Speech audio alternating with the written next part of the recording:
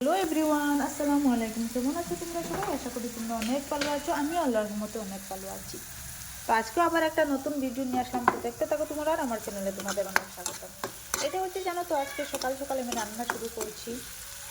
কারণ হচ্ছে যে বাচ্চাদেরকে রান্না করে খাওয়াতে হবে, ওদের রান্নার খাওয়ার কিছু ছিল না। তো আমি ডাল আর কোয়াশতে সবজি রান্না করেছি। যে ওদেরকে খাওয়ালাম, খাওয়ার পর ভাবলাম যে আমি নিজেও রান্না করে ফেলি সকাল সকাল, তাহলে একটু সময় পাবো। আর ছোটো বাচ্চাটাকে আমি ঘুম পড়াতে পারি না এখন ইফতারের জন্য। আর এমন টাইমে ইফতার রান্না করি যে আমি ভিডিও করতে ভালো লাগে না, ওকে মোবাইলটা দিয়ে দেই।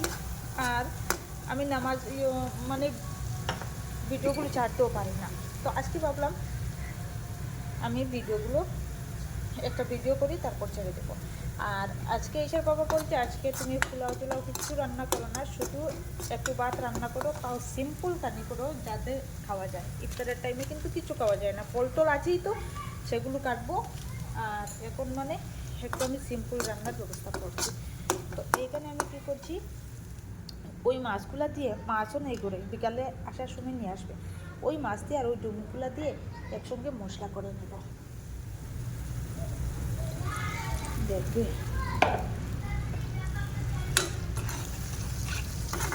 এখানে মশলা করে নেবো, ওইগুলো একটু কষে থাক, তারপর আমি করে নেবো। এইখানে ভাত রান্না করেছিলাম ওদের জন্য, যাই হোক পরে আবার রান্না করবো। আর ওইখানে দেখো আমি খুব সুন্দর একটা রেসিপি আজকে বানিয়েছি।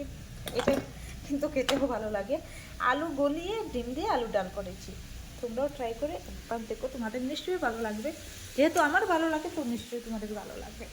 এখানে দেখো আলু ডিম দিয়ে আর আলুটাকে গোলা গোলা করে, একদম গোলা করে আমি আলু ডালটা রান্না করেছি। আমার ভালোই লাগে অবশ্যই। তো ওইখানে আমি মাছটা ছেড়ে দেবো। আর আমার কাজটা শেষ হয়ে গেলে, আজকে জানো তো আমি এখনও স্নান করিনি, আমার ওই কাজগুলো শেষ হয়ে গেলে আমি স্নান টান করবো, তারপর আমি একটু পড়তে বসবো। তো এখানে মাছগুলো ছেড়ে দিচ্ছি। আর আজকের জন্য একটা পিস ডিম রেখে দেবো, এভাবেই। কেন ছোটো বাচ্চা তো তাতে খেতে পারবে না। আর ওইখানে আমি ওইগুলো দিয়ে দিয়েছি। যাই হোক, আমার রান্নাটা প্রায় কমপ্লিট হয়ে গিয়েছি। আর কোনো কিছু নেই, ভেবেছিলাম একটু পোলাও করবো। ও যখন বলেছে না তুমি পোলাও করো না, এমনি এরকম খেয়ে নেবো। আসলে কী হয়েছে, বিরিয়ানি নিয়ে এসেছিল পরশু দিন, তো সেই বিরিয়ানিটা এখনও আছে, আর খাওয়া হবে না, সেটা ফেলতেই হবে আমাকে।